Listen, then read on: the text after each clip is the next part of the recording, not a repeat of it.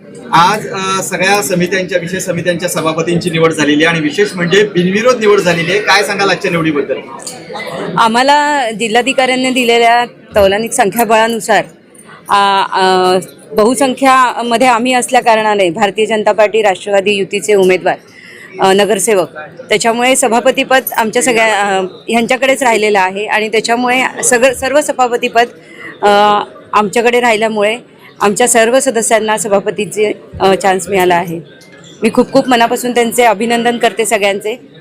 शिवसेनेचे जवळपास 3 ते 4 नगरसेवक जे आहेत ते या ठिकाणी अनुपस्थित होते, कुठेतरी याचा फायदा झाला.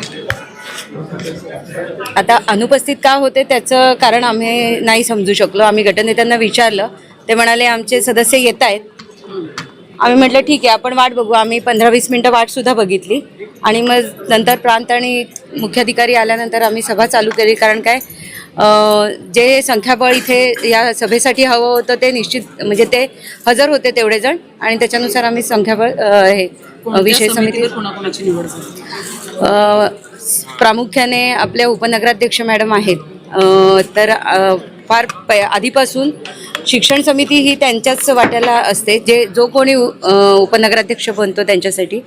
तर शिक्षण समिती सभापती उपनगराध्यक्ष प्रियंकाताई दामले झालेल्या आहेत. बांधकाम समिती सभापती रमेश सोशे साहेब झालेले आहेत. प्रणिताताई कुलकर्णी ह्या महिला बाल विकास कल्याण समितीच्या सभापती, तसेच रिद्धिता रवींद्र घोरपडे ह्या उपसभापती म्हणून झालेल्या आहेत.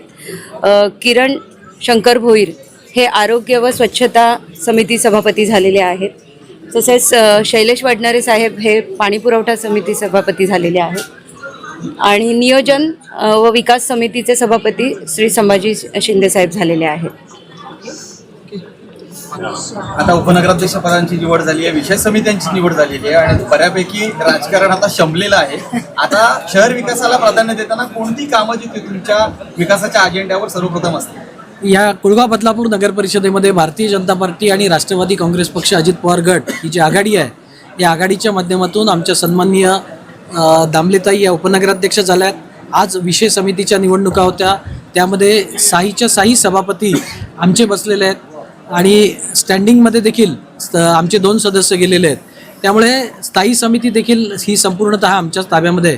निश्चितच विरोधकांनी देखील किंवा आमचा जो पक्ष या ठिकाणी शिवसेनेचे 24 सदस्य होते त्यांनी देखील आम्हाला या निवडीमध्ये सहकार्य केलं. बिनविरोध सर्व निवडी आम्हाला दिलेल्या आहेत. त्यामुळे निश्चितच याच्या पुढचा जो काय बदलापूरचा विकास आहे हा खेळीमेळीने करण्याचा प्रयत्न आम्ही करू. आणि आत्ताच नगराध्यक्ष मॅडम, उपनगराध्यक्ष मॅडम, आम्ही सर्व मंडळी यांनी 3 मोठे प्रकल्प या एक 10 ते 15 दिवसामध्ये आम्ही सुरू केलेत. एक स्वच्छ भारत मिशनच्या अंतर्गत ज्या काही कॉन्क्रीट रोड सफाईच्या मशीन आहेत त्या बदलापूरमध्ये आलेल्या आहेत. येत्या 18 तारखेला आम्ही 7 अग्निशामक वाहनांचं उद्घाटन करतो आणि त्याचं लोकार्पण देखील आम्ही या ठिकाणी करतोय.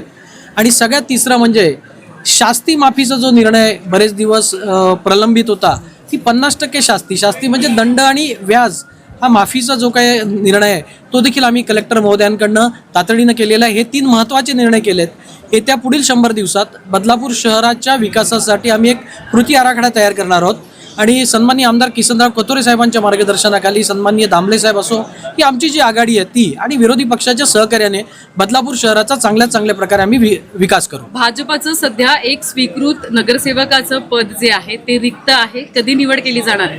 या बाबतीत वरिष्ठांशी चर्चा करून त्या बाबतीत योग्य तो निर्णय घेतला जाईल. सध्या एक नाव चर्चेत आहे, प्रवीण राऊत शिवसेनेमधून बीजेपीमध्ये येण्याची शक्यता आहे आणि आता अंतर्गत म्हणजे बीजेपीचे अनेक सोशल मीडियाचे ग्रुप आहेत त्यांच्यावरती सुद्धा सध्या वाद सुरू असलेले पाहायला मिळत आहेत की या जर पक्षप्रवेश झाला आणि त्यांना देण्यात आलं तर नाराजीचा सूर आहे. तर आहे का काही चर्चा सुरू? या बाबतीत वरिष्ठ पातळीवर निर्णय होईल. मला तरी या बाबतीत काही माहीत नाही.